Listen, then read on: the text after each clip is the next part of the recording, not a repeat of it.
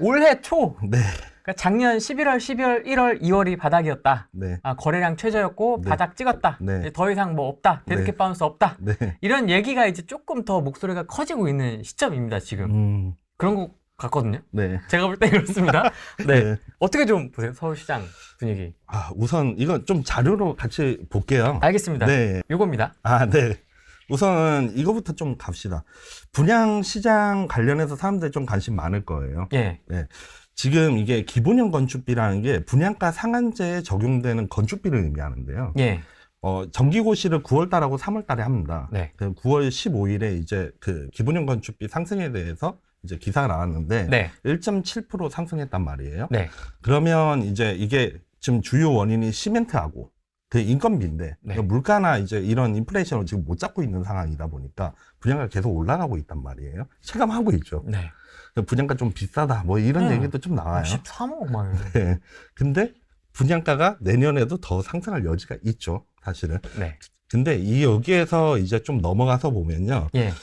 지금 청약 통장을 보면 예. 22년 6월 달부터 감소한 게 보이죠. 그렇죠. 그러면 이제 청약 통장이 감소했다는 게 네. 사실 시장이 그렇게 좀 좋지가 않다는 의미거든요, 이 시기에.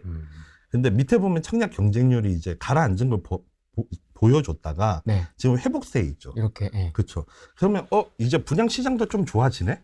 라고 이제 생각을 할 수 있는데 지금 옆에 있는 이제 청약 경쟁률 분포 추이를 보면 네. 23년 이제 자료가 다 취합된 게 아닌데 전년도 대비해서 지금 청약 이 주황색 보시면 이 주황색 이게 청약 미달 단지거든요. 올해 분양한 것 중에서 네. 100개였으면 올해가 네. 38개 정도가 지금 미분양이었다. 그쵸. 그쵸. 미달이었다. 미달이었다. 근데 이 위에 보세요. 노란색. 여기가 50대 1 이상 경쟁률 단지예요. 박터진데. 네, 박터진데. 늘어났습니다. 여기도 늘어났죠. 네. 그러니까 인기 있는 데는 크게 상관없어요. 분양가가 좀 높아도 잘 분양이 된단 말이에요. 근데 인기가 없는, 그러니까 상품 가치가 좀 떨어지는 되겠죠. 여기는 지금 또 미달이 많아지고 있는 상황이잖아요. 그러다 보니까 이게 뭐 토지 사가지고 바로 분양하겠다. 이렇게 할 수 없겠죠. 네. 토지 계약하고 뭐 절차가 있을 거잖아요. 사업계획 네. 승인도 있을 거고. 네. 이런 절차까지 해서 최소한 1년에서 뭐 최대 2년 정도 소요가 되는데 그럼 토지를 계약할 때 시점을 보면요. 21년이나 22년일 거란 말이에요. 22년 중순. 그러면 이때는 또 시장이 좋았어요. 어디에 좀 입지가 좀 떨어져도 분양을 하면 어느 정도 완판이 됐었단 말이에요. 근데 그런 사업장이 지금 분양을 하려고 하면 분양하기 쉽지는 않겠죠. 네. 네. 그런 상황이다 보니까 분양이 지금 연기돼서 공급이 부족한 게 사실이고요. 네. 서울이나 수도권 마찬가지예요. 지금 보면 아까 말씀하신 대로 최고가 대비해서 이 주요 아파트 단지들 매매 가격 보면 다 상승을 했어요. 지금 현재까지예요. 네. 91% 정도가 지금 평균적으로 회복을 했단 말이에요. 그럼 막 회복하고 있는 거라는 거는 사람들이 모두 공통적으로 체감을 합니다. 맞습니다. 그렇죠? 지금 최저가 대비해서는 이제 26% 정도 가격 상승했고요. 근데 거래량을 한번 좀 넘어가서 보면요. 앞서 네. 말씀 주신 거 거래량을 보면 분명히 증가하고 있어요. 수도권 매매 거래량. 그렇죠. 거래량이 증가하긴 증가하는데 이 4년 평균에서 보면 4년 평균 밑이란 말이에요. 네. 이 얘기는 분명히 수요가 붙기는 붙고 있는데 기존의 이 4년과 대비해서 보면 이거는 이제 22년이니까 이거 보면 시장이 좋을 때랑 보면 수요가 기존에 비해서 많이 붙지는 않는다는 상황이에요. 근데 요 22년하고 네. 20년을 조금 열애로 본다면 네. 21년하고는 그래도 얼추 삐까삐까 가는 거 아닙니까? 21년하고는 이제 삐까삐까 가는데 여기에선 거래량이 많을 때 이제 좀 내려가는 거고 여기에서는 이제 거래량이 죽어 있다가 올라가니까 회복세가 아까 이제 화면에서 봤었잖아요. 회복세라는 부분에 있어서는 수요가 붙는 거라는 건 볼 수 있는데 그 과거 대비해서는 우선 좀 많지는 않다 정도로 좀 말씀을 드리는 거고 예. 여기에서 아까 질문에서 살짝 넘어가 보면 네. 23년 이제 이게 1월이에요. 1월부터 해서 매물량은 지금 계속 다 전국적으로 증가하고 있는 상황이란 말이에요. 그렇다 하면 분명히 수요는 붙는 거는 맞는데 더 붙고 하는 건 맞는데 그거에 비해서 매도를 하겠다는 이제 시그널도 더 늘어난. 네, 더 늘어난 상황인 거죠. 여기에서 이것만 가지고 또 얘기할 수 없으니까 네. 뒤로 좀 넘어가 봅시다. 또 있습니까? 더 있습니다. 네. 예, 보시면요. 이게 KB 통계인데요. 매수 매도라 해서 이제 매수 우위 지수라는 거예요. 지금 보시면 파란색 선이 매도자라고 생각하시면 되고요. 네. 이게 이제 주황색 선이 매수자라고 보면 되는데 9월 시점이거든요. 여기가 9월 시점부터 해서 이게 지금 감소하기 시작했단 말이에요. 근데 이걸 보면 매도자가 지금 좀 증가하고 있어요. 그리고 매수자가 지금 좀 감소하고 있어요. 근데 이게 서울만 있냐라고 했을 때 지금 경기도나 인천 모두 같은 상황이에요. 그러니까 9월을 지금 시점으로 보면요. 매수가 지금 좀 감소하고 있는 게 뚜렷해지고 있는 상황이라는 거죠. 그래서 이미 이 시장 침체에 대해서 현재 시그널이 왔다. 그래서 지금 아마 집을 좀 내놔보시면 아마 체감할 수 있어요. 사실은. 내가 집을 지금 현재 그 호가 기준에서 내놨는데, 이제 아까 매물량이 쌓여 있으니까 좀 경쟁을 해야 되는 상황이잖아요. 네. 거기에서 지금 수요가 좀 죽고 있는 상황이다 보니까, 네. 현재 매도를 하려고 해도 매도하기가 좀 쉽지 않은 상황이다, 현재는. 분명히 회복세는 맞는데, 불안정한 좀 회복세인 거죠, 사실은. 그래서 지금 저는, 내년 상반기에는 이게 지금 이렇게 데이터로 보여주고 있지만, 한 2달? 3달? 이 사이로 봤을 때는 분명히 하락하는 거를 모두 좀 체감을 할 수 있는 수준에 도달할 거다라고 지금 판단을 하고 있어요. 그러면 이 지수를 처음 보시는 분들도 있으실 테니까 그렇죠? 이 평균 55에서 이 정도 차이의 느낌을 네. 저희가 어떤 식으로 좀 해석을 하면 좋을까요? 이게 55가 평균이고 이게 지수화로 되어 있어서 그런데 느낌이 잘 안 올 수가 있지 않습니까? 그렇죠. 이게 원래 그 데이터의 통계 설명에 따르면 네. 100을 이제 초과하면 초과할수록 매수자가 매도자보다 많다는 걸 얘기하는 거거든요, 사실은. 네. 근데 중개사님, 그 KB에서 연계된 이제 중개사님들 하고 설문조사를 통해서 이게 자료가 나와요. 그래서 그걸 가지고서 다시 지수화 시켜요. 이게 오류들이 있을 거니까 지수화 시키는데 항상 이제 그 보면 100 이상을 넘어가는 구간이 별로 없습니다. 그러다 보니까 제가 이게 평균선을 그려놓은 거고요.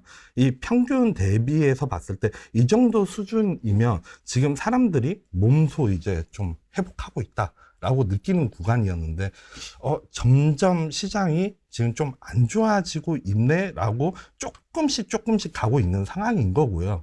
만약에 이 지금 현재 보면 이때가 22년 지금 5월 시점이거든요. 네. 그리고 이때가 이제 21년 8월 시점이에요. 여기서부터 내려가고 있을 때는 압구정 막 그 실거래가가 막 80억 나오고 이런 시기가 이때 내려가고 있었단 말이에요. 그래서 지금은 아마 체감하기가 쉽지 않아요, 사실은요. 근데 여기에서 쭉 내려가는 상황에서 서서히 이제 계속 체감을 하는 거죠. 중개사님들이 먼저 체감하고 있으니까, 사실. 근데 지금 이때에도 대선 때 사이로서는 이게 올라갔어요. 이따 설명을 드릴 건데 분명한 거는 여기서 이후에 5월달 이후에 꺾일 때에는 사람들이 긴가민가 해요. 뭐 좀 더 대선 끝났으니까 이제 올라가겠지라고 생각할 수 있단 말이에요. 맞습니다. 근데 여기서 이제 한 7월쯤 가다 보면 여기 쭉 내려가죠. 풀어줄 줄 알았는데 안 풀어주고 취득세도 실망이야 이러면서 이제 쫙.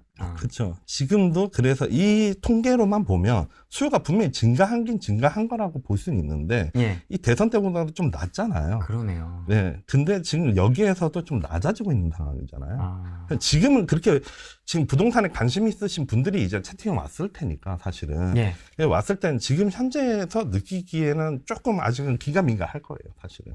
근데 그래서 말씀드리는 게 한 2달 정도 좀 지났을 때 이 추이가 한번 방향을 꺾기 시작하면 계속 가잖아요. 한 방향으로. 올라갈 때에도 한 방향으로 가고. 그래서 갈 때 한 2달, 3달 이쯤에는 좀 체감할 수 있는 수준까지 이 지표도 같이 내려오지 않겠나라는 입장인 거예요. 이렇게 될 수는 없나요? 요 모양 이쁜데 이거 전저점을 깨면서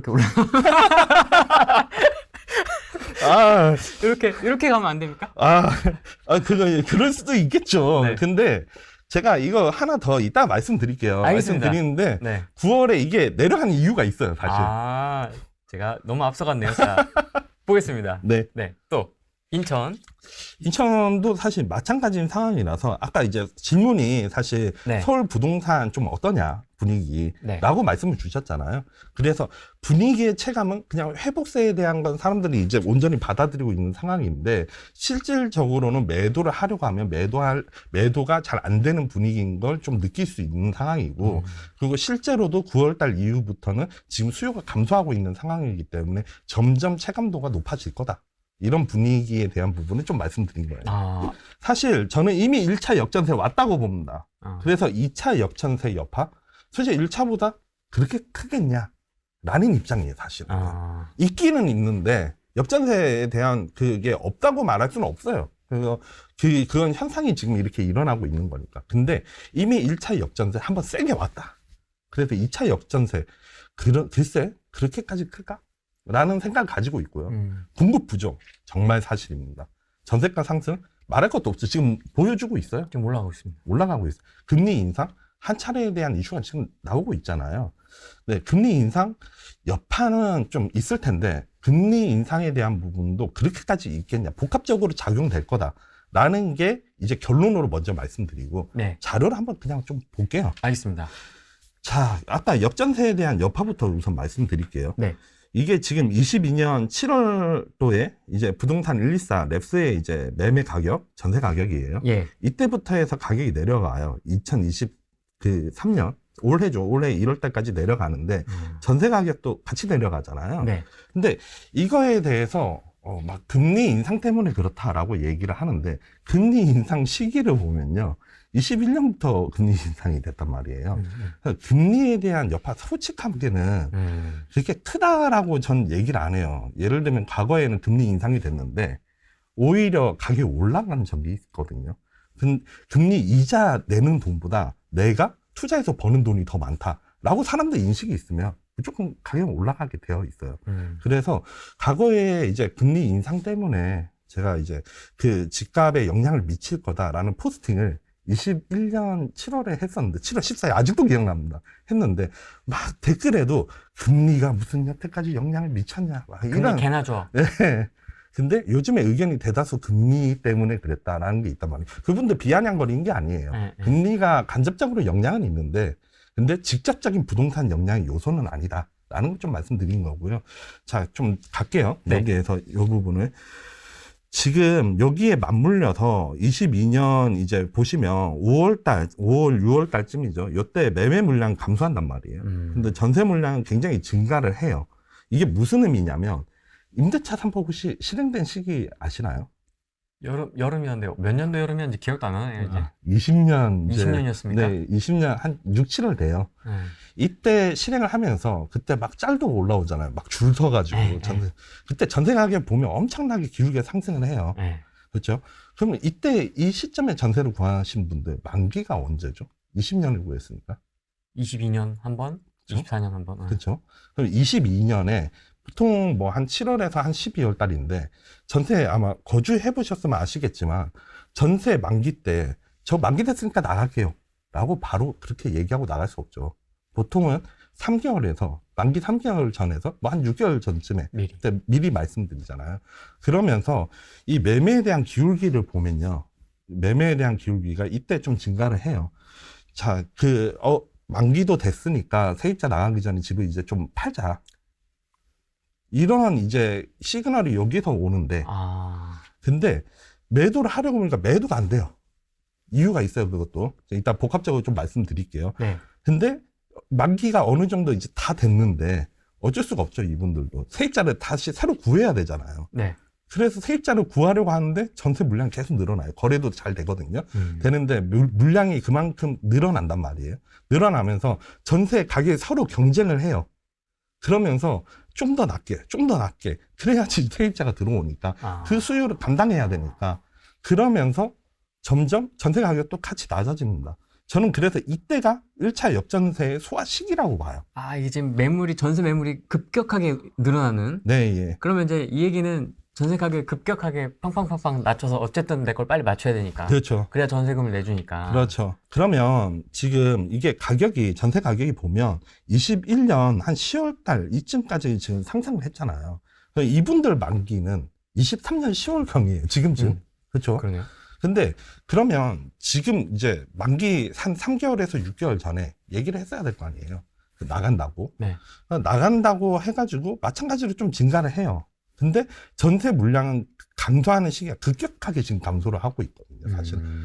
공급이 이제 부족한 상황인 거죠. 사실은.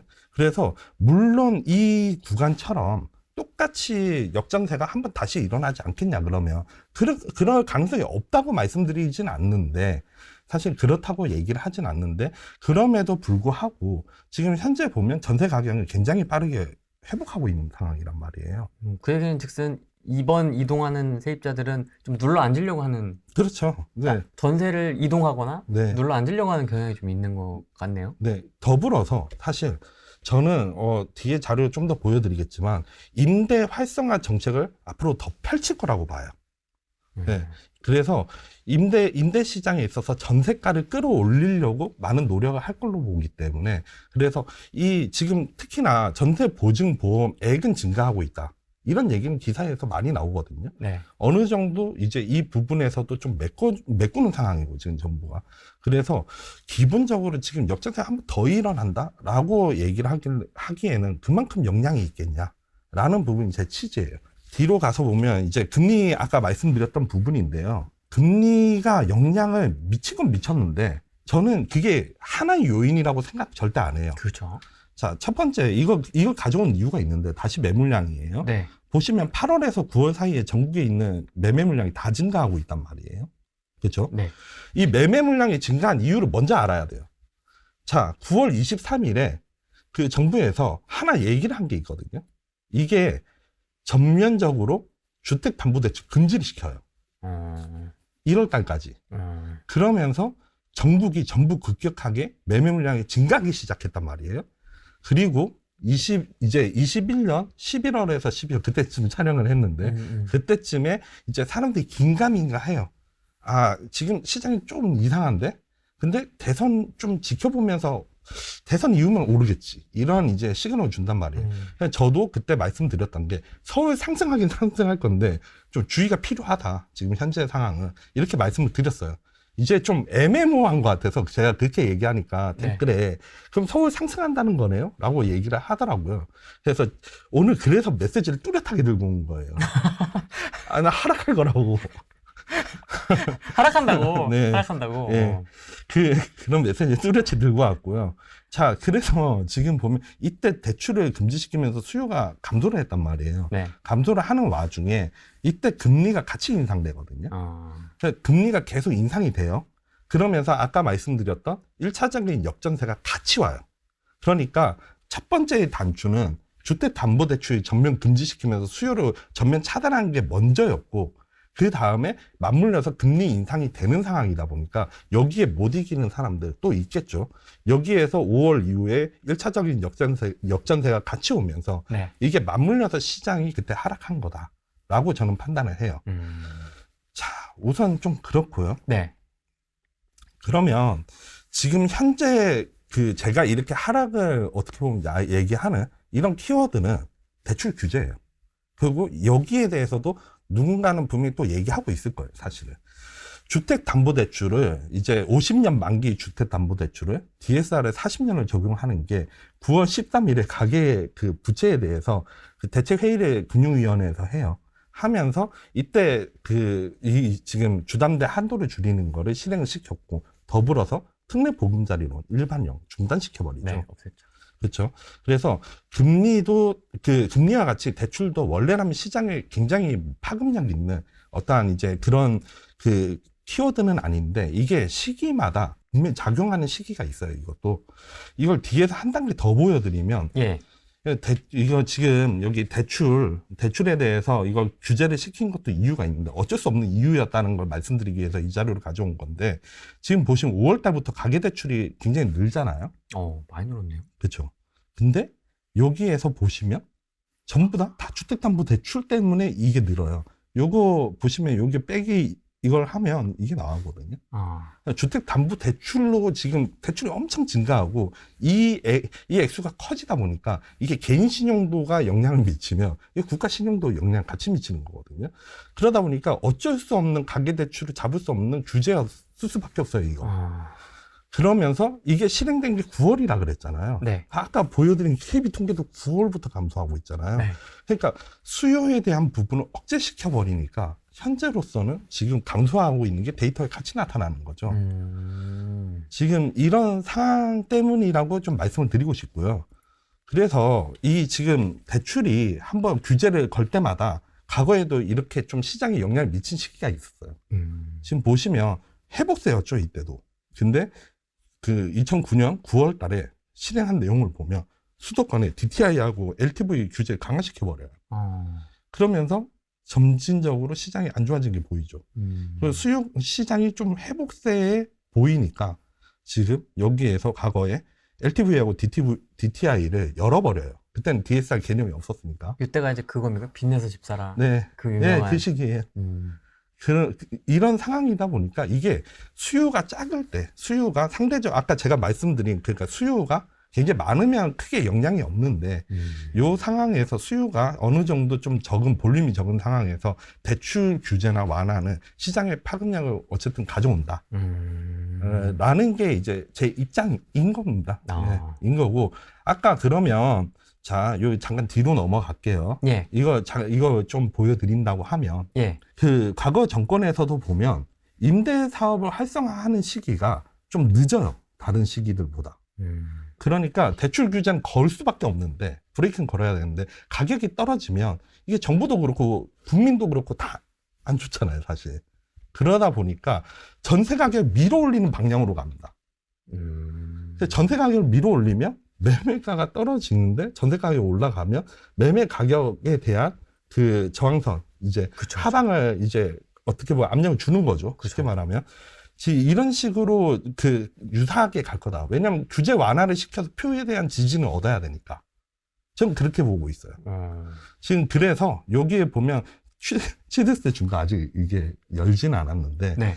우선은 임대 사업에 대한 부분도 이 지금 미이행한 정책, 그러니까 장기 매입임대 제도에 대해서 재개하거나 뭐 주택수 합산 배제하거나 이런 부분들뿐만 아니라 계속해서 임대 쪽도 활성화시킬 가능성이 굉장히 높아지고 있다라고 좀 말씀드릴 수 있을 것 같아요.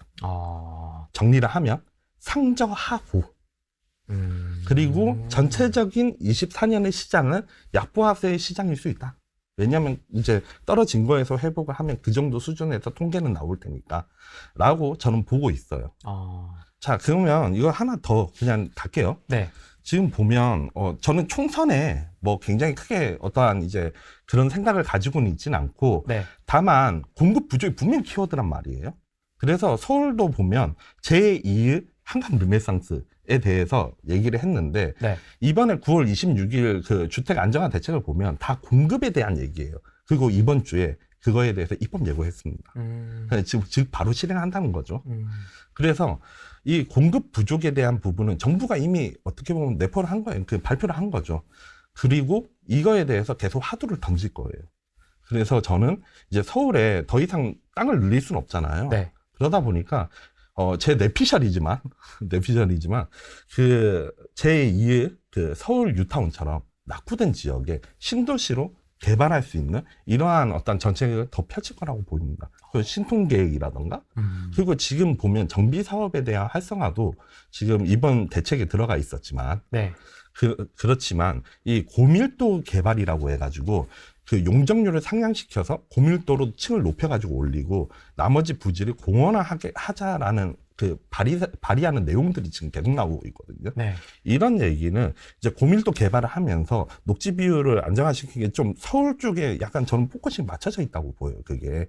그래서 이러한 이제 대책들이 계속 연달아 지금 나오고 있는 상황이기 때문에 공급 부족, 그러니까 수요를 어떻게 보면 늘리기 위한 발표를 계속 한다는 거죠. 이러한 이슈는 공급 부족하고 맞물려서 사람들한테 이거는 안 좋지만 재개발이나 재건축은 계속해서 좋은 쪽으로 열어주네. 수요를 계속 유도하는 식으로 가서 아마 하반기 때에는 이러한 이제 이슈 사항에 따라서는 가격이 회복세로 다시 돌아오지 않겠나라고 라고 지금 생각하고 있어요. 그렇게 이제 보시고 그러면 상저하고면 회복세가 나오긴 나올 거라고 보십니까? 2024년부터는? 네, 나올 거라고는 생각을 해요. 근데 꼭 2024년이라고 제가 단정 지을 수 없는 거 하나만 더 말씀드릴게요. 예. 이건 제 팁이고요. 제 인사이트에 대한 부분을 좀 짚어서 말씀드리면 예. 이 화면인데요. 반포자이를 예시로 들고 왔어요. 지금 보시면 여기에 이제 과거 최고가가 22억이죠. 35평 기준으로 해서. 이 전세가 실수요잖아요. 이게 이 시기 때는 어쨌든 이 실수요자가 이거를 납득할 수 있는 가격 수준이었다는 거잖아요. 지금 가격이 낮아졌지만 네. 저는 전세가가 이 수준까지는 충분히 회복될 거라고 생각을 합니다. 그러면 우선은 이 가격까지 회복이 됐을 때 이게 시기가 언제가 될지 몰라요. 사실 좀 더 활성화를 유도시켜서 좀 더 빨리 되면 좋겠죠. 근데 여기에서 예를 들면 10%에서 20% 수준으로 지금 현재 가격에서 감소한다고 봤을 때 계략적으로 전세가율이 76% 수준으로 떨어지거든요. 어마어마합니다. 네. 서울 전세가가 저렇게 된다고? 네. 와. 그러면 이게 어떤 의미를 가지냐면요. 예. 지금 보시면 과거에 전세가율 이게 평균이잖아요. 이거 호갱 노무입니다. 네. 평균을 보시면 과거에 시장이 안 좋았을 때 전세가율 평균은 거의 70%대에 맞춰져 있어요. 이거 보시면 압니다. 화면 켜서 보시면 아는데 이 정도에 맞춰져 있어요. 제가 생각하는 이 시장은 지금 시장이 침체돼서 다시 가격이 떨어진다라고 했을 때에는 이 침체와 맞물려서 전세 가격이 이 정도까지 회복되는 이 시기에는 실소유가 됐든 투자 수요가 됐든 점진적으로 들어오면서 장기적으로 다시 우상향하는 방향으로 간다. 수요가 다시 붙는다, 여기에서는. 저는 이렇게 판단하고 있어요. 근데 이게 예년에는 이제 74% 정도까지 상당히 높은 전세가율을 기록했던 적이 있긴 한데 네, 예. 지금과 같은 이제 대내 환경이 좀 많이 달라져서 네, 예. 이게 저 정도까지 70%까지의 전세가율까지 갈 수 있을까에 대한 좀 의구심? 우선은 서울이 이 시기에 74%대였어요, 참고로. 네. 지금 37.5%대일 거예요, 아마. 네, 너무 낮아요. 너무 낮아요. 네. 그러면 우선은 기본적으로 우리가 대출을 생각했을 때에도 70% 대출을 받고 예를 들면 30%에 대해서 현금이 있어야 되잖아요. 그리고 갭 투자를 하는 이 수요도 그 금액에 대한 범위가 있을 거잖아요. 내가 투자할 수 있는 금액에 대한 범위. 근데 이 서울 같은 경우에는 지금 현재 그 평균이 37.5% 수준에 맞춰져 있다고 하면 굉장히 벌어져 있는 거잖아요. 네. 지금 수요가 그만큼 못 붙고 있잖아요. 아까 보신 것처럼. 네. 그러면 어느 정도, 저도 평균적으로 한 65% 선이 맞다고는 보는데, 기본적으로 봤을 때는 이게 아파트마다 또 틀리거든요, 사실. 그래서 10%에서 20% 사이 선으로 대충 평균을 다 맞춰서 보면 그 정도 사이대 나오는데, 요때쯤에 전세가가 요 정도 받쳐주면, 저는 충분히 투자할 수 있는 금액대이다, 그게. 뭐 한 1억 5천에서 많게는 뭐 한 5억대까지는 가는데, 이때 선 맞춰졌을 때에는 다시 여기 이제 좀 가격이 전세 가격 이 정도면 내가 여기에서 그냥 이걸 엑시트 시켜버리고 내 현금이랑 대출 70% 받으면 충분히 매수를 할 수 있겠네? 나는 이 수준과 그리고 이 정도 전세가율이면 그냥 내가 그냥 하나 투자하지. 이 정도 선이 같이 맞물리면서 시장이 올라간 걸 보면서 그 뒤에 사람들이 올라가는 게 보이네? 라고 하면서 계속 차근차근 들어오면서 다시 한번 붐업이 될 거다. 라는 게 제 입장입니다. 우선은 저는 경남권하고 결론 먼저 말씀드리면 결론부터 좋아. 네, 경남권하고 그러니까 경상도권하고 그 울산 이 지역이 가장 유력해 보입니다. 울산 많이 손꼽히네요. 손 많이 진짜요? 많이 나오네요. 진짜 많이 나와요? 우선은 저 참고로 하나 더 말씀드리면 네. 제 2022년 아마 초쯤인데 제가 24년부터 울산 좋아질 거라고 계속 얘기했었어요. 그 이유도 말씀드릴게요. 알겠습니다. 네. 자, 우선은 이게 니치고 엑스퍼트인데 여기에 이제 전세 대비 저평가 지수라는 거예요. 이따 설명드리겠지만 지금 경상도권하고 뭐 세종 그리고 전남이나 울산 다 어떻게 보면 이 저평가 지수가 상위권에 있어요. 그러니까 저평가되어 있다는 의미인데 이게 뭐냐 이것만 보고 알 수가 없는데 네. 자 보면 이게 5년에서 6년 동안에 전세가 더 많이 상승했냐 매매가 더 많이 상승했냐 상호 비교를 했다 이거예요. 증감률을 비교를 하니까 이 지역들은 다른 지역에 비해서 상대적으로 전세 가격이 더 많이 상승했다 이거죠. 매매 가격보다는. 네. 그래서 이 지역들은 상대적으로 전세 수요가 좋다는 거예요. 우선은 기본적으로 임대 수요가 좋다는 거죠. 네. 네, 여기에서 제가 처음에 이제 출연을 했을 때 말씀드렸던 게 네. 거제하고 창원 말씀드렸어요. 맞습니다. 근데 그때 말씀드렸던 이유가 그 조선업 때문에 말씀드렸잖아요. 네. 그리고 지금 그 이유로 거제하고 창원도 풍파를 맞았어요. 거제 완전 힘들었거든요. 네, 네. 많이 힘들었죠. 네. 네, 언급은 해야 되겠어요, 저도. 네. 네. 사실 이제 그때 당시에 갭 투자에 대한 이슈가 전체적으로 전국적으로 다 투자의 붐이었단 말이에요. 그러면서 앞서도 보여드린 그 매물량만 비교해서 봐도 이 시기 때 같이 풍파를 같이 맞았어요. 전국이 다 똑같이 떨어졌단 말이에요. 근데 제가 아까 금리나 대출은 간접적 요인이라 그랬죠. 근데 부동산에 직접적 요인을 끼치는 거는 일자리예요.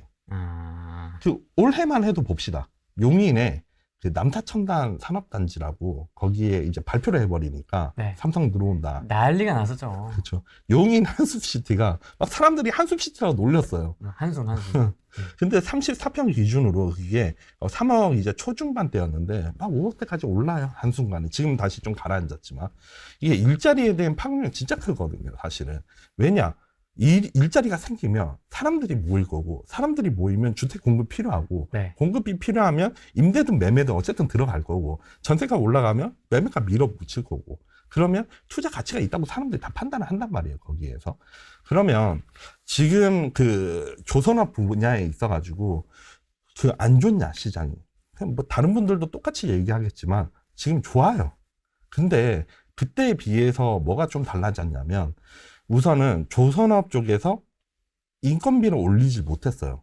아까 뭐 인건비에 대해서 얘기했는데 왜 그러냐?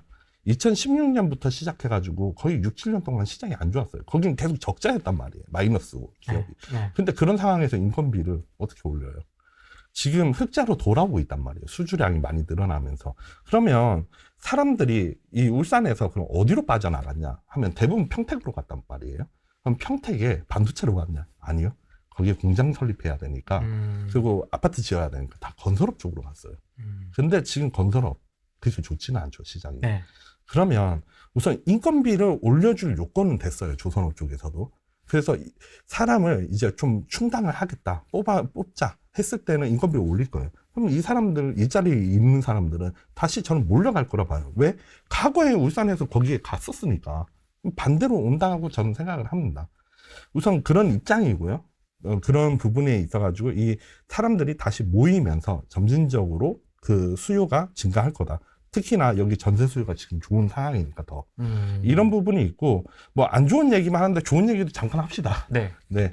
지금 보면 한은에서 4개월 연속 흑자래요. 이게 10월달 기사거든요. 중순 기사죠. 보면. 하반기 긍정적이래요.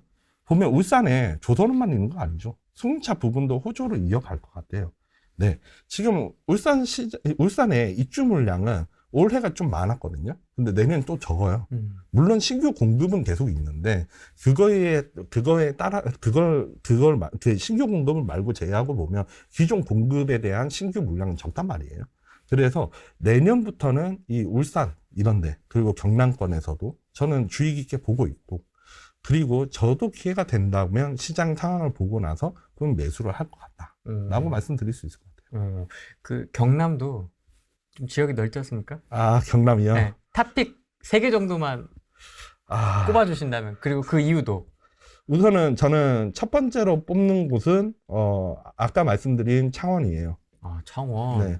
창원은 조선업뿐만 아니라요. 거기 디스플레이도 있고요. 그리고 다른 이제 그 철강 산업도 거기에 포진되어 있어요. 그리고 거기에 연동해서 하나 더 말씀드리면, 탑픽 3개는 말씀드리기가 좀 어려운데 네. 하나 더 말씀드리면 네. 사천이 될 수 있을 것 같아요. 말 많이 나오죠. 사천. 어렵지 않습니까, 투자하기? 되게 볼륨 작잖아요. 네. 진주 밑에 영양권이기도 하고. 저는 근데 여기에 왜 뽑았냐면, 네. 뭐 지금 생각나서 뽑으신 건 아니죠? 아니에요. 전혀 아닙니다. 말씀드린다면, 네. 그 자료를 재작년에 만들었었어요. 그 만들면서 정리를 했는데, 네. 그 방위산업체에 대한 부분, 거기 이제 몰려 있단 말이에요. 사천에 항공 이제 우주 기지나 이런 것들에 대한 네. 생산에 대해서 그래서 이 지금 방위 산업에 대한 부분도 계속 호조로 이어나가고 있어요. 네. 지금 전 세계가 그렇게 좋은 상황은 아니잖아요, 경제적으로. 네. 근데 여기에서 내년에 회복세로 됐을 때에는 우리나라에서 지금 수주가 많이 늘어나고 있는 이런 산업들은 더 좋아질 거라고 저는 판단하거든요. 여기에 따라서는 물론 사천은 투자에 대한 부분은 왜 후순위로 뽑았냐면 그 사천을요.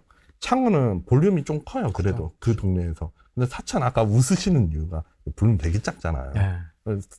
잘못하면 물려요. 삐끗하면 그냥. 삐끗하면 가요. 네. 그래서 조심스러운 건 사실이에요. 제가 보는 지역은 그냥 딱 하나로 정리하자면 창원이긴 한데 그래도 사람들이 한번 투자할 때 있어서 그리고 저도 많은 걸 좀 얘기하고 싶으니까 본다고 하면 그 뒤는 4천 정도가 될 것 같아요. 제가 봤을 때는. 그때 시장이 좋아지면 이 녀석 말이 맞았네? 라고 할 거는 분명하니까. 다만 아까 방금 웃으신 것처럼 되게 조심해야 된다. 근데 장기적으로 보면 거기도 한 2년, 3년, 4년을 놓고 보면 계속 상향은 할 것 같거든요.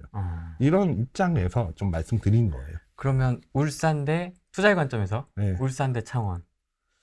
저는 울산이다. 이거 말씀드려요. 울산이 낫다. 네. 지금 현재로서는 울산이 좋다고 봅니다.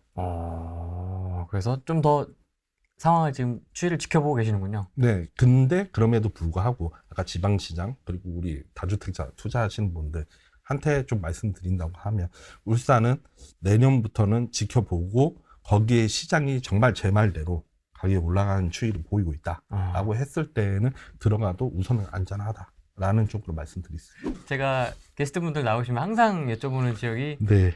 대구거든요. 대구요? 네, 대구는 지금 상황을 좀 어떻게 보고 계세요? 대구는 올해도 아닙니다. 내년도 아니고요. 네. 뭐 다른 분들 의견을 제가 안 듣는 건 아니에요. 물론 안 듣는 건 아니고 네. 뭐 1차적인 하락이 왔고 2차적인 하락이 왔기 때문에 뭐 2025년부터는 들어가도 된다라고 뭐 의견을 얘기를 한단 말이에요. 네. 말씀 많이 하시는데 대구가 진짜 많이 떨어졌어요. 가격이 많이 떨어졌고 솔직히 좀 회복세도 약간 좀 더디 좀 온도가 왔다 갔다 해요. 지금 보면. 근데 대구 같은 경우에도 우선은 좀 기다려야 된다가 제 입장인 게 한번 어쨌든 수요가 감소를 해버렸잖아요. 네. 거기에서 이 일자리에 대한 부분 아까 말씀드렸죠. 뭔가 이 토픽이 확실히 있어야 돼요. 거기도. 근데 여기에 대해서 뭐 전세가에 대한 부분과 매매가에 대한 부분 아직까지는 좀 격차가 있고 사실 투자 수요가 들어오는 데 있어서도 딴 지역 좋은 지역도 있는데 그리고 여기에서 뭔가 일자리에 대한 부분이 굉장히 뭔가 호재 이슈가 있다라고 보기도 좀 어렵고 사실은 뭐 항공도 뭐 얘기를 해요. 사실은 구미 쪽 뭐 관련해서 대구 쪽에도 이슈가 있어가지고 그렇게 얘기는 하는데 네. 제 입장에서는 우선 투자적으로는 내년도 대구는 그렇게 쉽지는 않은 시장이다. 지금은 관심권 밖이에요, 아예. 사실은. 아직 시간이 더 걸려야 되기 때문에. 네. 그 대신에 말씀드린 거는 울산. 네. 꽂혀 있는 지역. 울산 남구 사요? 지금요? 울산을 아무튼 상당히 지금 상황에서는 제일 지켜보고 계신다. 네. 째려보고 있다. 네, 째려보고 있다. 뉴스 기사 보면 잠실 엘리트 네. 뭐 5억이 뭐 6개월 만에 올랐다. 지각비 뒤로 돌아보니까 5억이야. 뭐 이런 기사들이 이제 나오다 보니까 조금 이제 조급해지는? 네. 매수를 고민하고 있었던 분들이 좀 조급해지는 느낌? 그것 때문에 하나 더 들고 왔어요. 또 있습니까? 그것까지 꼬아서 생각했어요. 네, 그것까지 꼬아서 생각했어요. 그래서 굉장히 이제 불안한 이 상황 속에서 내가 매수하는 게 진짜 고민돼요. 매입하는 게. 네. 그리고 그런 분들뿐만 아니라 진짜 어쩔 수 없이 지금 사야 되는 사람들이 있어요. 분명하게. 맞습니다. 상황에 따라서. 네. 그런 분들한테 말씀드린 거는 12억 차라리 초과 고가 주택을 사라. 라고 말씀드릴 것 같아요. 고가를. 네. 이거 왜 그러냐라고 했을 때, 자, 우선은 샀는데 제 말대로 만약에 뭐 한 10%, 20% 하락한다고 봅시다. 그럼 고가주택이 10%, 20%면 다른 것보다 더 많이 떨어진단 말이에요. 폭으로만 보면. 네. 그럼 되게 마음 아프고, 뭐 가정불화도 일어나고, 막 그래요. 근데, 자, 12억이 왜 12억이냐면 양도세, 비과세 구간을 의미합니다. 얘기하자면. 그러면 12억 초과면 이거에 대해서 양도세를 무조건 물어내야 돼요. 예시를 들게요. 9억인데 20%가 떨어져요. 그러면 1억 8천 정도 떨어지는 거잖아요. 네. 근데 이 9억짜리가 과거 상승기처럼 2배가 돼요. 예를 들면. 그럼 18억이죠. 네. 여기에서 기본 공제 세율을 그냥 계산을 해보면 한 40%에서 50% 사이란 말이에요. 그러면 이걸 계산을 대충 해봐도 18억에서 40% 정도만 계산을 해도 꽤 이제 나온단 말이에요.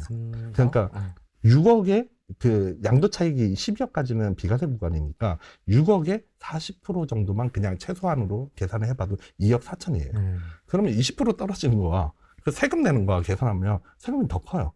그러니까 단순하게 계산하면 이렇게 얘기를 할 수 있어가지고 말씀을 드린 건데, 자, 지금 어쩔 수 없이 사야 되는 분들이나 정말 불안해서 지금 매입을 한 사람 입장에서 마인드 컨트롤을 합시다. 제가 하락한다면 기분 나쁘겠죠, 당연히. 네. 그래서 말씀드리는 거예요.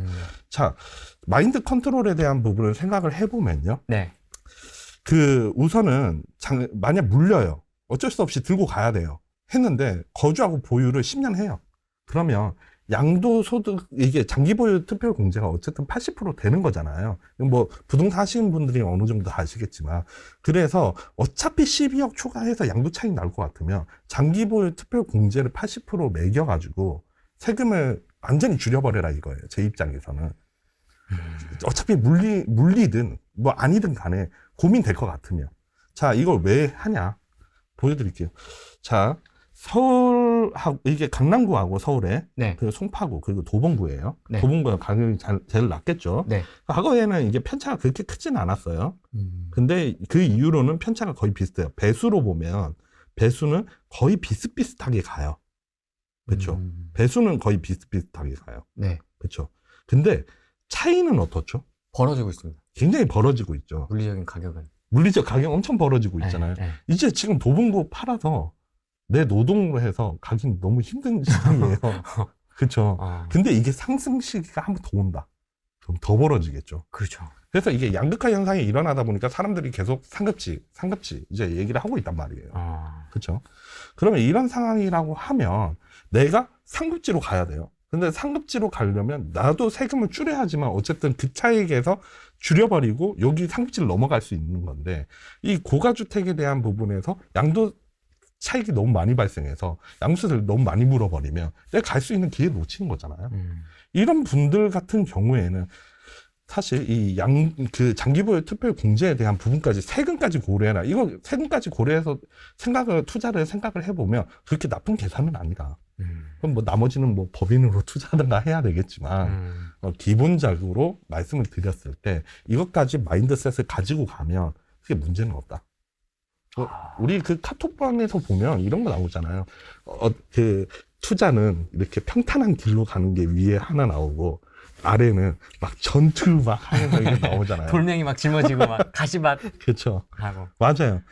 지금 투자라는 건 그렇죠. 사실은 기간적으로 내가 잘 들어가냐, 뭐 못 들어가냐, 이 정도 차이인 건데, 지금 너무나 막 상승과 하락에 대해서 의견이 너무 팽팽하게 갈리고 있고, 나는 현상을 보면 상승을 할 것 같은데, 이게 너무 고민된다라고 해서 산 사람들, 이런 사람들 입장에서는 이런 관점에서 좀 바라보면 나쁜 선택 절대 아니다. 그것도. 저는 뚜렷하게 말씀드릴게요. 울산은 아까 저라도 장기 우상향 이 시그널에 따라서는 그 슬롯을 보고 좀 투자를 결정을 하겠다라고 슬롯. 네, 말씀드렸죠. 네. 근데 저는 제 가족을 동원해서라도 명확하게 수도권 내에서 꼭 산다라고 100% 명확하게 얘기하는 지역이 두 군데 있어요. 그 두 군데를 오늘 좀 처음으로 공개하는 건데. 그렇습니까? 네. 뭐 주변 사람들은 제가 이런 얘기를 한 건 알지만, 네. 근데 이제 처음 유튜브 상에서 공개를 하는 건데, 네네. 우선 광명의 학원지구랑, 네. 그리고 고양시의 이제 대곡역세권, 여기 두 군데는 나는 확실히 살 거야. 나는 너무 좋게 봐. 이거는 너무 불문율이기 때문에 나는 요 두 군데는 확실해. 라고 말씀드릴 수 있어요. 왜요? 자, 우선은 학원부터 한번 볼게요. 네. 우선은 학원이 어디냐 모르시는 분들 꽤 많더라고요. 저 몰라요. 자, 보시면 여기 지금 강명역이 있어요. 여기 강명역이 여기 있죠. 여기에서 봤을 때요, 이 바로 옆 동네잖아요. 그리고 도로에 대한 이제 교통망도 계속 확충되는 지역이에요, 여기가. 근데 광명 자체가 서울하고 굉장히 가깝죠. 그렇죠. 사람들이 3기 신도시에 대해서 굉장히 얘기를 많이 하는 이유는, 네. 거기에 대해서 관심이 많다는 얘기잖아요. 3기 신도시 좋아요. 저도 좋게 보고 있고요. 근데 3기 신도시를 넣는다는 거는 정부에서는 우선 공급이 부족하다 이건데 1기, 2기, 3기를 보면 점점 밀려나요. 그죠? 근데 서울하고 접근성은 좋아야 되잖아요. 그쵸? 네. 편해야 돼요. 네. 그러면 전철이나 버스 같은 어떤 이동수단의 인프라가 좋아야 된다는 얘기인데, 근데 이미 그러면 서울에 일자리가 몰려 있으면 우리는 서울과 가장 시간을 단축해서 갈 수 있는 위치에 대한 부분이 좋은 입지라고 우선 생각을 해봐야 되는데, 근데 수도권 내에서 그런 위치는 사실 인프라가 이미 갖춰져 있다 보니까 시세에 계속 반영이 된단 말이에요. 그러면 우리가 인프라가 생길 예정이면서 새로 생기는 땅을 한번 봐야 돼요. 네. 그러면 여기에서 이 학원지구를 제가 왜 얘기를 하냐라고 했을 때는, 이 학원지구 같은 경우에는 옆에 이제 자료 같이 보시면 판교 테크노밸리 어떤 3배 이상의 그 테크노밸리를 조성을 한대요. 그러면 우선은 뭐 저기 동탄만큼은 아니더라도, 제가 판단을 할 때는 이거보다 작을 수 있으니까 동탄만큼은 아니더라도 어쨌든 자급자주가 할 수 있는데, 심지어 서울과 가까워요. 근데 옆에 바로 광명역이에요. 전국적으로 도로를 뚫어주면서 이동을 할 수가 있어요, 여기는. 그러면 교통이 우선 가장 편해지는 곳이잖아요, 여기가. 주변 시세와 비교해서 만약에 신규 분양을 하면 그 주변 사람들 비싸다고 느껴요. 근데 그게 비싼 게 아니고 전체적으로 싸요. 이따가 말씀드리겠지만. 그래서 요런 위치 같은 경우에는 저는 무조건 선점해야 된다고 보고 있고요. 무조건. 네. 그리고 여기가 이제 3기 신도시예요, 참고로. 강명, 시흥 이제 신도시. 그래서 이 또 학원지구를 아시는 분들은 이런 얘기를 할 수 있어요. 이건 제 주변에서는 얘기를 하지 않았지만, 네. 이런 얘기를 할 수 있다는 거는 뭔 얘기냐면, 이 3기 신도시가 이렇게 크게 들어오는데, 네. 공급이 많아져서 힘들지 않겠냐, 여기가. 라고 얘기할 수 있어요. 근데 아까 제가 말씀드린 힌트 중에서 2018년에 수도권 최대 공급이었거든요. 근데 그때 가격이 미친 듯이 올라요. 수도권도 마찬가지로 해서. 그래서 그 입주가 꼭 많고 뭐 그렇다고 해가지고 시장에 영향을 미칠 때도 있고, 그 직접적인 요인 중 하나긴 한데 영향을 미칠 때도 있는데, 그거와 더불어서 다른 것도 같이 봐줘야 된다라는 거를 좀 말씀드리고 싶고요. 네. 무엇보다도 3기 신도시 여기 있잖아요. 네. 근데 여긴 트램으로 해서 이제 연결한다고 하거든요, 이 밑으로. 근데 여기는 어쨌든 이 학원지구는 강명역 쪽으로 바로 갈 수 있는 루트가 있잖아요. 사람들이 이 일자리가 가까운 이런 이 역 쪽에 있는 이런 위치에 있는 곳들, 이런 것들은 당연히 선호도가 더 높단 말이에요. 그래서 이 위치에 대한 부분, 지금 작년 8월에 지구계획 승인 단계에 있었어요.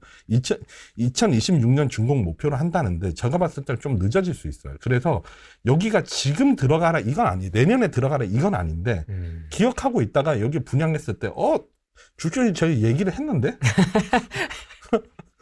그때 한번 눈여겨봐라 이거예요. 자, 여러분 여기에서 영상을 좀 더 지켜봐 주세요. 왜냐하면 그 뒤에 제가 근거 자료를 좀 더 보여드릴게요. 알겠습니다. 네. 대곡도 하나 좀 말씀드릴게요. 네. 대곡 역세권이에요, 참고로. 여기 굉장히 유명한. 굉장히 유명하죠. 네. 많이 얘기를 사람들이 했을 거예요, 사실은. 서해선도 뭐 최근에 이제 개통돼가지고 가니까. 네, GTX 때문에 막. 그렇죠. GTX 때문도 있고. 근데 여기 직접 가보신 적 있어요? 혹시? 네, 한번 이렇게 지나가 본 적은 있습니다. 지나가면 여기가 다 비닐하우스 맛이에요. 네. 그렇죠. 조금 심란하더라고요. 저는 여기에 잠깐 멈췄을 때 어떤 생각을 했냐면, 여기에 사람이 서서 기다리고 있는 것도 신기하더라고요. 왜냐면 주변이 다 밭이니까. 네. 그냥 개발 제한 묶여있죠, 사실은. 네. 근데 이게 지금 기사를 찾아보면 굉장히 흐지부지해요. 흐지부지한데, 자, 이곳을, 이게 장기화 됐거든요, 이 지역이. 굉장히 개발이 장기화된 지역인데, 수도권 주택 공급 대책 최근에 나온 거에서, 네. 그 최근에 85,000원 조성 계획에 이게 신규 택지 후보로 계속 거론되고 있어요. 그 얘기 즉슨, 이게 만약에 후보니까 지정 안 될 수도 있잖아요. 네. 근데 이런 위치에 이 환승센터 이런 곳은 분명하게 공급을 하면 언제든지 공급할 수 있는 곳이에요, 사실은. 그럴 수밖에 없겠죠. 교통의 요충지 아니겠습니까? 지금? 그렇죠. 선이 몇 개야. 그렇죠. 그래서 요 바로 옆에 능곡 뉴타운 요쪽은 참고로 재개발 또 그 밭이죠, 사실은. 네. 그래서 재개발 막 재건축, 화정 쪽은 재건축 밭이고 이러다 보니까 여기도 공급에 대한 이슈로 분명히 얘기를 할 거예요, 누군가는. 근데 그걸 떠나서 내가 이 교통이 주요한 입지를 왜 선점해야 되냐. 저 자료 이제 여기에서 보시면 경기도 리딩 단지 대 서울 리딩 단지. 네. 시작점은 경기도의 실거래가 평균이 낮으나 서울 서대문 은평 일대 리딩 단지들 가격과 비슷해지는 경향을 보이고 있다. 네. 한 줄로 딱 요약이 되네요. 네. 보시면 처음에 분양을 할 때에는 이렇게 보시면 극명히 갈려요. 네. 그렇죠? 갈리는데 한번 같이 스타트를 끊어보면 거의 비슷하게 맞춰져요. 제가 이 서대문이나 이거 은평 일대로 얘기는 했는데 여기에 구간이 좀 낮겠죠. 참고로 여기도 근데 광화문 바로 뒤에요. 참고로 여기에 초역세권 아니면 역세권 아파트 신축하고 비교한 거예요. 여기 있는 아파트들. 그러니까 화서역도 처음에는 닭장 아파트다 이런 얘기를 하면서 진짜 미개분 좀 나왔거든요. 저 촬영 때문에 가봤는데 스타필드 있고 좋던데요.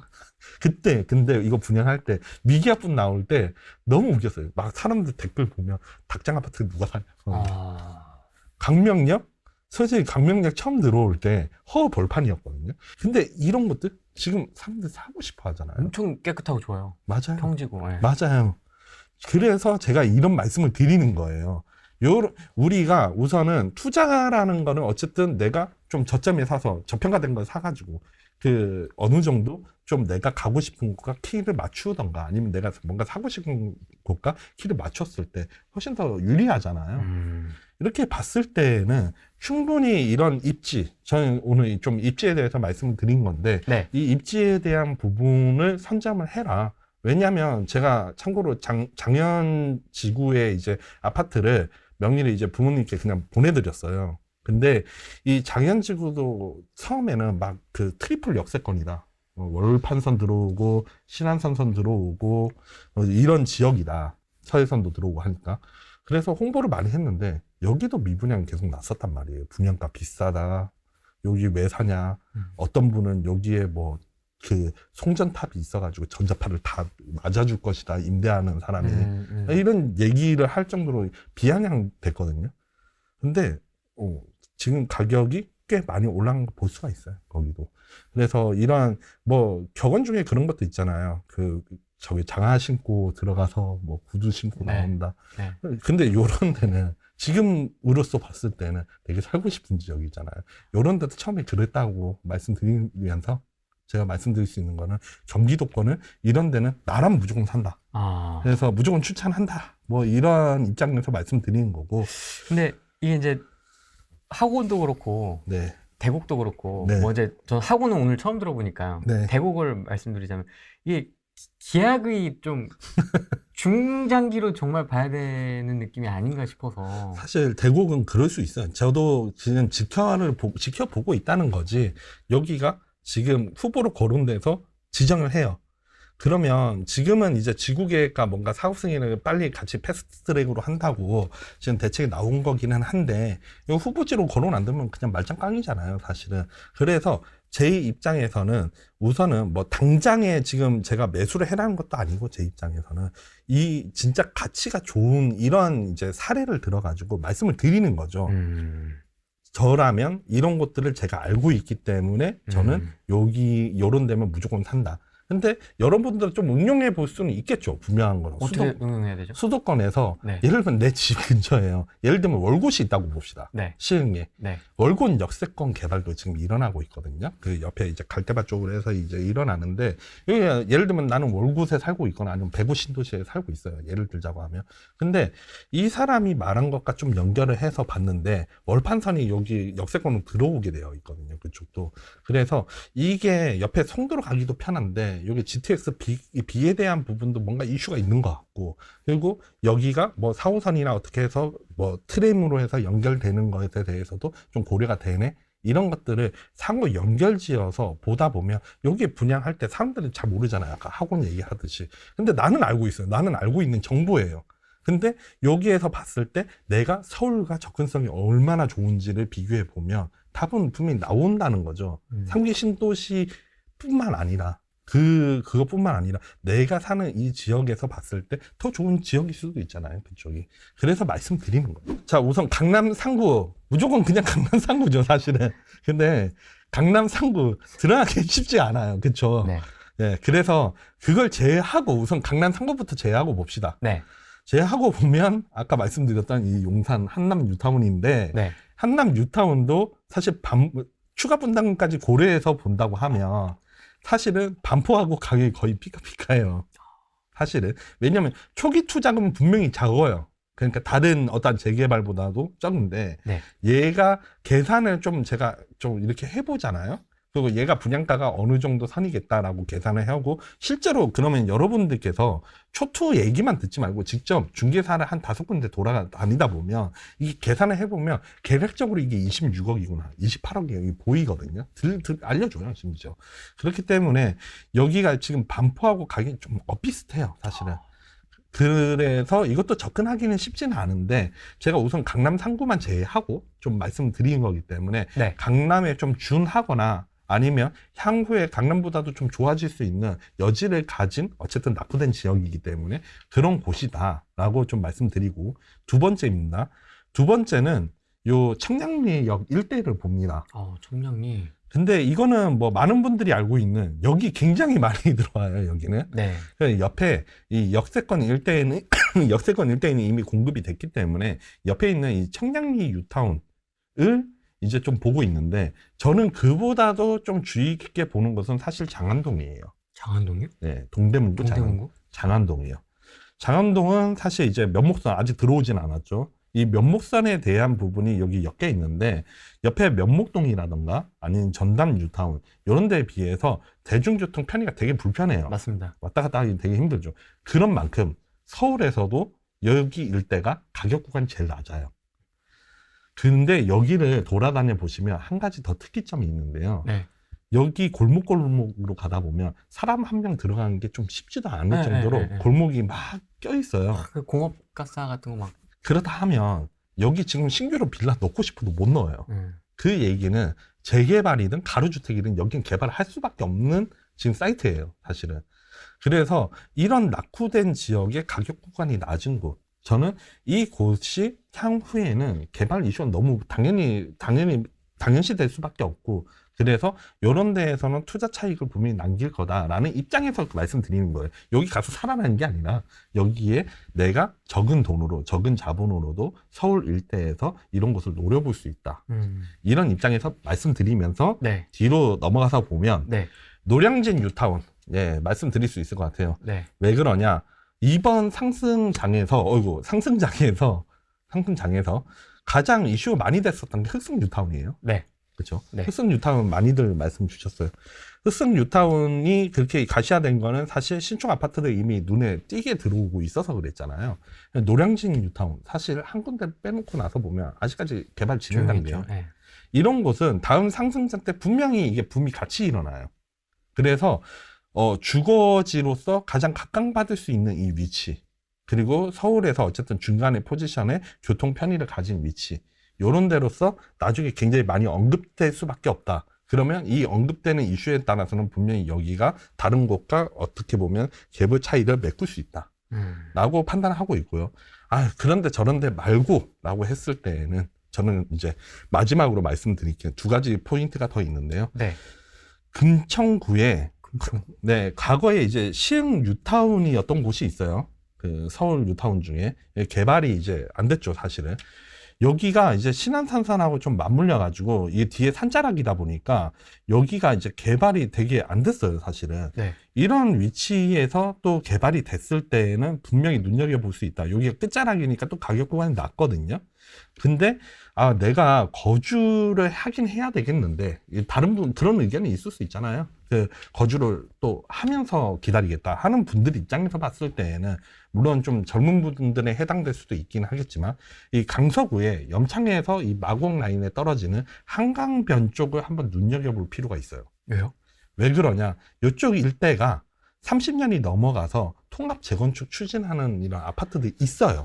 소규모로 이게 있는 구축 아파트들이 많죠. 네. 근데 얘가 되게 웃긴 게 용적률을 다 계산해서 보면 어느 정도 잡아먹었단 말이에요. 이미.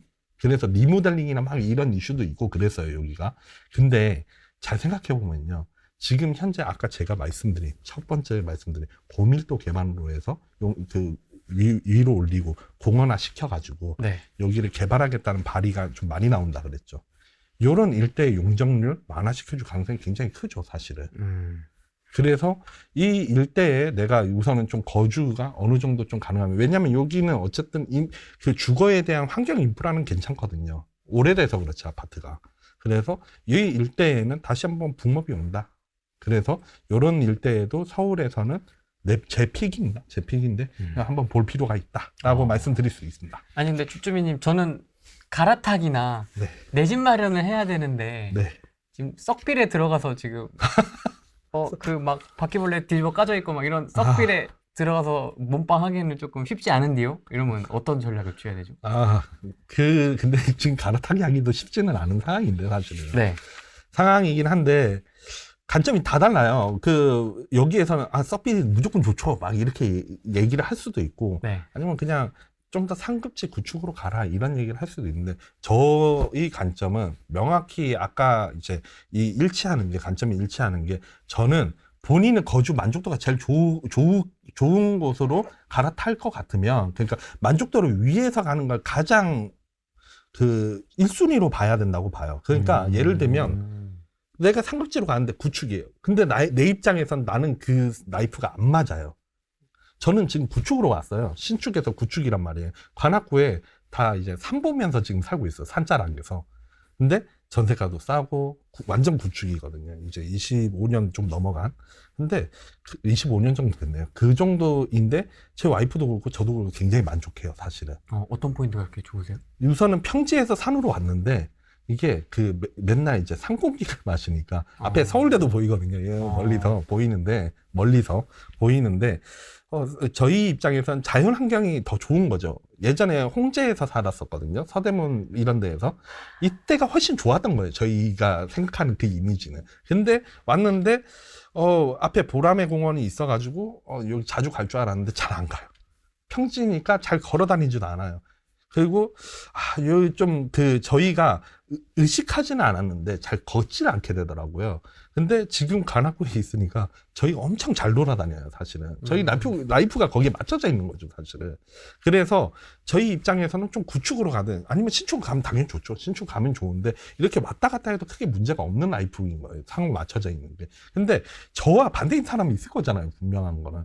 나는 요게 깨끗한데 살다가 여기에 왔는데, 앞에 콘센트도 잘 안 고치고, 내가 이거 수리도 해야 되고, 바퀴벌레 나고 별로야. 라고 하는 분들한테 제가 거기 가라고 어떻게 얘기해요? 저는 그거에 대해서는, 그거는 나중을 위해서, 나중에 뭐 더 올라가니까 양극화라서 더 돈이 더 많이 내 투자 가치에 뭐 도움이 욕만 안 할 뿐이지. 저는 그 사람들을 현재 그 만족도가 가장 중요하다고 생각하는 사람이에요. 제 스스로도 그렇고. 그걸 감수할 수 있는 그 범위 내가. 그래서, 우선은 뭐 상급지로 당연히 가는 게 좋겠죠. 그러려고 갈아타게 하는 거니까 내가 하는데 있어가지고. 근데 그게 안 된다라고 하면 그냥 있으세요. 있으면서 투자할 기회를 좀 더 보세요. 다른 걸로. 그러면 지금 서울 수도권을 기준으로 봤을 때는 뭐 내 집 마련이나 갈아타기는 어떻게 좀 보세요? 적절한 시점이라고 보세요? 현재는 아니죠. 아니다. 아까 말씀드렸지만 아니죠. 사실은 아까도 무주택자 입장에서 좀 말씀드리거나 어쩔 수 없이 사신 분들 입장에서 마인드셋을 그렇게 가지라는 거죠. 제 입장에서. 1주택자가 갈아타기 한다라고 봤을 때는 지금 집을 좀 사실 팔려고 해도 매도하기 좀 쉽지 않아요. 근데 이런 상황에서 내가 가격을 다운시켜가지고 내놔서 팔리면 또 다행인데 그만큼 수요가 지금 또 안 붙기 때문에 쉽지 않아요. 사실은. 그런 상황이라고 하면 개나게 초조하게 나 갈아타기 해야 되는데 이러면서 기다리기보다는 내년 좀 회복세에 따라서 내년 좀 전망이 또 달리 보이는 뷰가 있겠죠, 분명히. 아까 말씀드렸지만 공급 부족에 의한 정비 사업에 대한 시그널이나 이런 거 보여줄 때. 그러면 예를 들면 이런 한남 뉴타운의 이 개발에 대해서 붐업이 일어나요. 그러면 이 옆에 있는 일대의 아파트들 내가 갈아타기 하는 게 맞다라고 판단했을 때에는 갈아타면 역량 같이 오겠죠, 분명히.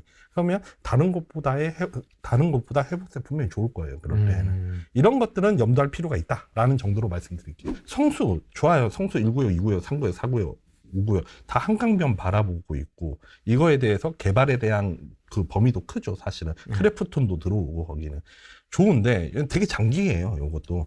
뭐 장기적 관점에서 들어가겠다. 이게 지금 가시화되고 있어서 이런 질문이 나오는 것 같은데 개발에 대해서 가시화되고 있어서 이런 것 같은데 성수 입지적으로 당연히 좋죠.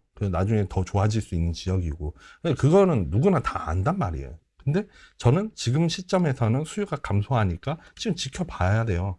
모든 지역이 됐든 어떤 지역이 됐든 이렇게 말씀을 드리는 거고 그 와중에 아까 그럼 지방도 똑같을까요? 라고 했을 때 지방은 좀 다를 거예요.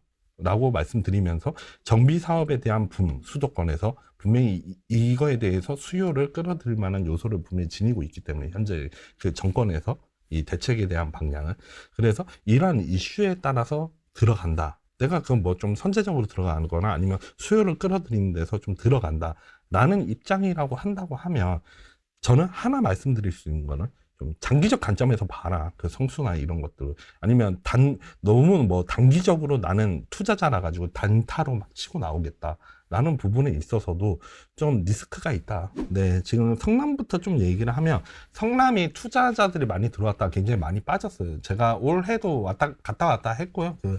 왔다 갔다 했고요. 태평 같은 경우에는 왔다 갔다 했고 여기가 위치적으로는 강남과 정말 가까우면서 가격 구간이 진짜 낮은 곳이거든요.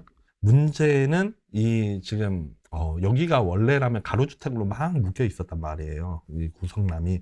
그리고 지금 좀 추진이 더디긴 한데 어쨌든 될 기미는 분명히 보여요. 거기에 신축도 들어오고 하니까. 근데 이게 그때 제가 왜 과거 얘기를 했냐면 재개발이 붐이 일어날 때 한 번에 확 들어와서 확 일어나요. 근데 내가 거기에 확 들어와 가지고 같이 물살에 타요. 근데 확 빠져요.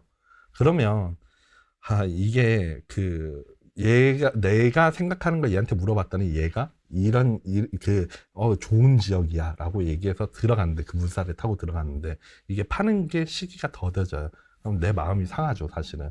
저는 그래서 정비 사업에 대한 붐은 분명히 있을 건데 이거에서 너무 물살에 대한 부분에서 이 성수 아까 얘기했었잖아요. 성수가 됐든 이런 지역들 가지고 평균적으로 보면 지금 질문하는 것들이 대체적으로 가시화되기보다는 이제 어떻게 보면 좀 개발을 해보겠다라는 결국 개발한다고 구역도 묶어놓고 이제는 뭐 이런 지역들이란 말이에요. 지금 현재 물어보는 것들은. 네.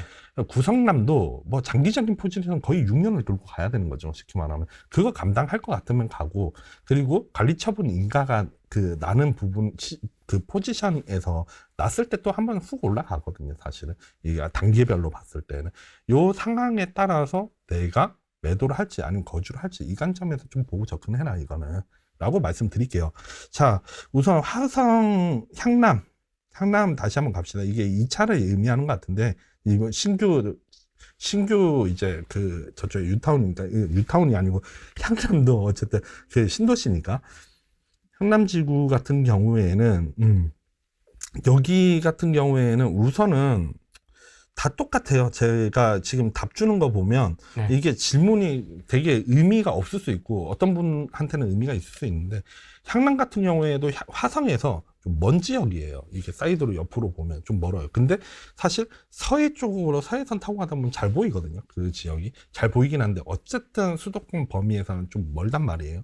아까도 말씀드렸어요. 분명한 거는 신안산선이 생기긴 하는데 나오기는 하는데 문제는 이게 그러면 아까 말씀드렸던 뭐 어떤 장이라던가 아니면 숭상 그린시티랑 이런 데에 비해서 물리적인 입지가 가깝냐 이거죠. 제가 여쭤보고 싶은 거는. 그건 아니잖아요. 그러면 그만큼 수요가 어쨌든 적단 말이에요. 그렇다고 하면 이게 이게 신안산선이 들어온다라고 해서 이슈에 따라서 어떤 시장의 하락세를 좀 막거나 아니면 좀 보합세로 갈 수 있게 하거나 아니면 뭔가 좀 약간의 상승 여지는 주겠지만 어쨌든 간에는 그 입지에 따라서 가격은 형성되게 되어 있거든요. 어디가 뭐 더 올라가고 이런 거는 쉽지 않아요. 뭐 동탄 신도시나 이렇게 되지 않으면 규모가 파이가 크지 않으면. 근데 향남은 꼭 그런 위치는 아니거든요. 따지고 보면. 그래서 볼륨적으로 어쨌든 좀 적기 때문에 신안산선 예정이라서 뭐 여기가 좋냐 안 좋냐를 물어보는 건 좀 무의미하다고 보고요. 사실은. 어쨌든 여기 개통되니까 이 부분에 대해서는 긍정적 요인이기는 하죠. 안 좋다고 얘기하는 게 아니라 다만 역에서 서울까지를 보면 그게 멀기 때문에 그만큼 수요에 대한 볼륨이 적다 보니까 그거는 좀 염두를 하셨으면 좋겠다라고 말할 수 있을 것 같아요. 그러면 이게 지금 서울에 대한 전망을 좀 해주셨는데 네. 그럼 이 서울 수도권을 좀 같이 넓게 이렇게 바운더리로 봐도 되는 겁니까? 그 전망에 대해서는? 전체적으로 보면 우리가 그냥 제일 쉽게 여기 질문하시는 분들 제일 쉽게 보면 호갱노를 보면 너무 명확하게 나타나는데요. 평당가 한번 보시면요. 강남 중심으로 해서 굉장히 퍼져나갔단 말이에요. 네. 가격이 계속 도미노처럼 멀리 가면 멀리 갈수록 네, 낮아져요. 오케이, 네. 그렇죠. 그렇게 되잖아요. 수도권 역시도 일부 지역을 제하면 거의 마찬가지. 예를 들면 우리가 알고 있는 뭐 고덕 신도시 이러한 어떤 좀 자급자족의 요건을 갖추고 있어가지고 이 인구가 여기 들어온 지역. 아까 그래서 제가 일자리가 중요하다는 거거든요. 요런 데가 맞춰지는 이런 지역들, 요런 데는 좀 특수 케이스고 그 외적인 이제 그 지역들을 보면 수원만 예를 들면 이게 수원만 보더라도 이게 그 수요에 따라서는 그 수요가 이게 몰리는 게 여기에 따라서는 또 많이 퍼지거든요. 옆에서 보시면요. 그래서 전체적으로 보면 그렇게 볼 수 있다. 서울과 수도권을 같이 묶어서 볼 수 있다. 인천까지도 같이 묶어서 좀 볼 수 있다. 송도도 뭐 마찬가지겠지만 거기에 바이오에 대한 산업이라든가 이런 것들이 같이 연결되어 있잖아요. 자급자족을 할 수 있는 게. 그런 어떤 특수 케이스들을 좀 제외시켜라. 내가 사는 지역이 이런 지역이 아니다라고 감안한다면 아까 뭐 대국처럼 아예 그냥 진짜 한승센터가 있다. 야, 아니, 이거, 이렇지 않는다라고 했을 때, 아까 학원지구도 얘기하는 게 일자리와 함께 연동돼서 말씀드리잖아요. 이런 부분들 좀 연결해서 말씀드린 거예요. 아까 월곶 말씀드렸는데, 월곶도 사실 옆에 따지고 보면, 그 시와 그 산업단지 네. 같이 옆에 포진되어 있거든요. 네. 이런 부분 연결해서 생각해서 보면 좋은 거죠. 이게 또 이런 생각도 하실 수 있을 것 같은데 학원도 좋고 월급도 좋고 오케이 다 좋은데 우리가 이게 어떻게든 길을 쓰고 서울로 들어가려는 경향들이 많이 있으신데 네, 이게 자칫 경기도에 투자를 했다가 이게 다시 서울로 못 들어가는 일이 생기지는 않을까. 제가 말씀드리는 거는 이제 수요가 어느 정도 붙는 단지들을 기준으로 해서 말씀드렸는데 네. 그 중에서도 경기도하고 서울하고 키가 맞춰지는 아까 과거 사례를 좀 보여드렸잖아요. 이런 위치의 지역들을 선점을 해라는 거예요. 제 입장에서는. 아까 그 택지는 미리 말씀드렸지만 인프라가 들어올 예정인 곳을 얘기했지 인프라가 이미 있는 데는 좀 비싸다고 해서 말씀드린 거잖아요. 비싼데 이런 위치가 어쨌든 간에 나중에 서울하고도 계속 키를 맞춰서 갈 가능성이 있으니까. 근데 내가 목표로 하는 건 강남이야. 예를 들면 강남이라서 서대문 뭐 은평이 아니라고 내 입장에서는. 뭐 나라면 나는 무조건 강남 3구로 가기 위해서 이거를 지금 사는 거라고 하시는 분들이라면 우선 내 자금 대비해서 계산을 해보고 그리고 나서 우선은 수도권 진입했다가 아까 말씀드렸었던 그 이제 서울 가투리 이런데 신축군 또 계산해서 들어갔다가 아니면 재개발 들어갈 수도 있겠죠. 사실은 들어가서 이 외적으로 여기서부터는 이제 싸움인 거죠. 머리 싸움인 거죠. 왜냐하면 내가 한 채를 가지고 있으면서 다른 걸 통해 가지고 부가적으로 돈을 벌어서 내 노동과 내 투자에 대한 인사이트와 이걸 벌어가지고 추가를 시켜서 가야 되는 거니까요, 삼국지에. 우선은 그런 방향 속에서 계속 접근을 해야지, 이게 그 수도권을 사서 영영 이제 서울로 못 가는 거 아니냐. 아까 그런 양극화로 인해서. 그렇게 단정 지어버리면 예당초 좀 사기가 되게 힘들죠, 사실 매입하기가. 다만, 매입을 할 때 있어서 수요가 누가 봐도 저기는 좀 안 살 것 같은데 요런 데가 싸다고 들어가 가지고 거주를 하면 그거는 진짜 투자에 대한 부분에서는 배제를 하고 보는 부분이니까 이런 거를 좀 피하셔서 생각하시면 되겠죠. 직장 열심히 다니고 계시고요. 아, 그렇죠. 직장 네. 열심히 다닙니다. 현금 딱 충전해놨고 네. 그죠? 네. 이걸로 뭐 주식 투자도 안 하고 계세요? 아, 지금 주식 같은 경우에는 우선은 제 주변 분들 먼저 좀 말씀드리면 네. 제 주변 분들은 코스피와 연동되는 주식 투자를 해요. 특히 지금 이걸 간략히 말하면 우량주이죠. 그 삼땡 이런 네. 거. 네. 이제 그런데 지금 좀 투자를 하고 계시고요. 요즘에 이제 코스피가 2,400 무너졌어요, 사실은. 네. 그래서 2,350 밑으로는 안 간다. 뭐 2,200까지도 간다. 이런 의견이 팽팽히 갈리고 있는데 이런 주식시장도 지금 보면 굉장히 불안정한 혼조세란 말이에요. 이런 상황 속에서 제가 현금으로 주식을 투자한다? 아니요. 그냥 제 월급에서 예를 들면 남아야 돈이 생활비가 그러면 그냥 할 수는 있어요. 삼성 같은 이제 그럴 때. 근데 그게 아닌 이상에는 크게 바라보지는 않고요. 다만 그래도 여러분들한테 제가 이렇게 말하면 별로 시덥지 않잖아요. 그쵸? 제가 말씀드린 거는, 저는 연금 투자하고 있어요. 네. 연금 장기적으로 보고요. ETF 보고 있는데, 제가 연금을 잘하는 건 아니거든요. 우리 연금술사 김성일 이사님 있으신데, 이분하고 대화하면서 어느 정도 좀 리밸런싱 하는 부분을 계속 알아가고 있는 거고요. 네. 그리고 여러분들께는 그런, 연금 뭐야, 이렇게 얘기할 수 있기 때문에 말씀드린다면, 저는 엔화 투자에 대해서 관심이 지금 좀 많습니다. 엔화. 네. 환율은 이렇습니다. 네. 지금 뭐 단순해요. 제 의견은. 엔화 지금 환율을 보면 과거 대비해서 굉장히 지금 최저치예요, 사실은. 뭐 여러 가지 의견이 있겠죠. 왜 엔화가 그럼 최저치인 거냐? 뭐 일본 시장이 그럼 더 안 좋아져서 더 내려갈 수도 있는 거 아니냐? 아니면 이 상태를 계속 엔화 환율을 유지할 수 있는 거 아니냐? 이런 의견들이 있을 수 있는데 제가 말씀드리고 싶은 거는 이게 왔다 갔다 해요. 뭐 여기서도 보면 15년도에도 이게 최저점이었지만 올라갔다 또 내려갔다 올라갔다 내려갔다 하죠. 근데 지금 어쨌든 과거 최저점과 비슷하기 때문에 그래서 요런 데는 어쨌든 간 내년이 됐든 뭐 내후년이 됐든 여기는 좀 어차피 내 현금에 대해서 투자를 해놓으면 여기는 잃지는 않겠지. 이런 관점에서 지금 이거를 관심 가지고 보고 있는 거예요. 엔화는. 쉽게 말하면 지금 저희 포지션은 내 돈을 잃지 않는 거. MMF도 알고 있어요. MMF도 알고 있고, 주식도 알고 있고, 다 알고 있긴 한데, 뭐하러 가장 은행 돈 배에 불리는 그런 예금을 투자하고 있냐. 이렇게 얘기할 수 있는데. 내가 잘하는 거 부동산 이제 좀 있으면 할 수 있는데, 굳이 뭐, 네. 어렵게. 네. 돌아갈 필요가 없는 거죠. 깨나게 원금 손실을 봐가지고 내 계획에 차질이 생기는 점 별로 안 좋아해요. 그래서 바로바로 환급될 수 있는 부분에서 생각을 하고 있고요. 그런 입장에서 이거는 말씀드린 거예요. 엔화에 대한 부분도 관심을 지금 가지고 있다. 제가 말씀드리고 싶은 거는 투자에 손을 놓지는 말라 이거예요. 결론적으로. 전 비트코인 몰라요. 저 주식?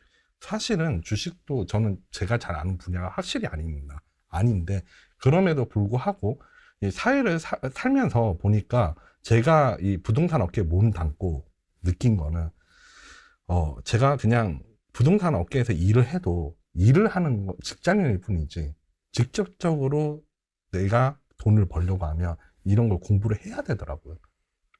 정말 공부를 많이 한 편이에요. 나름대로. 사람들이 이런 유튜브나 이런 얘기로 많이 하지만 저는 이제 책을 좀 많이 읽었고요, 사실은. 읽고 매주 사람들이 관심 없을 때 그때 2018년에 집값이 하락한다 그랬거든요. 공급이 과잉이라 가지고 그때 기사 찾아보면 되게 많아요, 그 내용. 2016년에 막 그렇게 얘기를 하는데 저는 그걸 신경 안 쓰고 그냥 돌아다니는 게 재밌으니까 돌아다니면서 많이 봤어요, 이것저것. 그게 지금 다 쌓이고 축적이 된 거거든요. 부동산 쪽에 있어서는 마찬가지로 이런 시장이 안 좋을 때 다른 것도 다 봐요. 뭐 미국 장기 금리가 어떻게 불안하네, 지금 시장이 어떻게 되네, 이해를 못해도 그냥 본단 말이에요. 그런 것처럼 오히려 지금 막 생방송에 계신 분들이 아닌 이런 영상을 보시는 분들 관심을 분명히 가지시니까 본다는 거잖아요. 네. 되게 저는 존중하고 어떻게 보면 되게 대단하다고 생각해요. 이런 시장이 안 좋은 상황 속에서도. 그래서 여러분들께서 지금 관심 가지고 보시는 만큼 좀 지켜보세요. 그래야지 내가 돈이 소액으로 뭐 예를 들면 100만 원이 됐든 아니면 뭐 1억이 됐든 벌 수가 있습니다. 그냥 손 놓고 지금 시장 안 좋으니까 그냥 난 쳐다도 안 볼래. 지금 마음이 아파. 부동산이 가격 떨어지는 거 보니까. 아니면 부동산 가격이 올랐는데 내가 원하는 가격까지 하지 않았어. 초조해하거나 이런 마인드를 가지는 게 아니고 그냥 지켜보세요. 보면서 공부하고 어떤 사람이 어떤 식으로 투자를 하는구나. 어떤 관점을 가지고 있구나. 이러한 이제 생각을 가지고 계속 보시다 보면요. 분명히 나만의 내가 투자할 수 있는 뷰가 당연히 생겨요. 안 생길 수가 없죠, 사실은. 그러면 자연스럽게 이게 투자하는 스킬들과 이게 본인만의 이제 습득 방법들이 생기게 되기 때문에 놓치만 마세요. 제가 말씀드리고 싶은 건. 저는 안 좋을 때 시작했어요. 분명히 지금 주변에서 2020년에 보면 제 길만 지나다녀도 다 부동산 얘기만 했어요. 지겨웠어요, 진짜. 식당 가도 그랬습니다. 맞아요. 식당을 가든 지하철을 가든. 맞아요. 정말 지겨울 정도예요. 지금 막 옥상을 가든 어디 가든 부동산 얼마나 최근에 얼마나 올랐는데 이런 얘기는 하는데 정말 빈도가 굉장히 많이 줄어 있는 거 보여요. 시장 떠나 있다가 한참 하락이고 뜨거울 때 그때 관심 가지는 거잖아요. 돈을 어떻게 벌어요, 사실. 단타 치지 않는 이상. 그때 와가지고 나 단타 어떻게 해서 그 뭐가 중요해요, 사실은. 내가 진짜 장기적 관점에서 장기로 내가 돈을 어떻게 효율적으로 벌어서 내가 원하는 집에 어떻게 가느냐, 골인하느냐. 이게 중요하거든요, 사실. 그래서 관심을 꾸준히 좀 지켜봤으면 좋겠습니다. 이게 제가 내리고 싶은 결론이에요. 한번 내년에는 상반기 한번 모시고 네. 이야기 나눠보도록 하겠습니다. 아, 감사합니다. 여기에서 또 학답을 주셨네요. 아, 그렇죠. 오늘은 여기까지 하겠습니다. 네. 고맙습니다.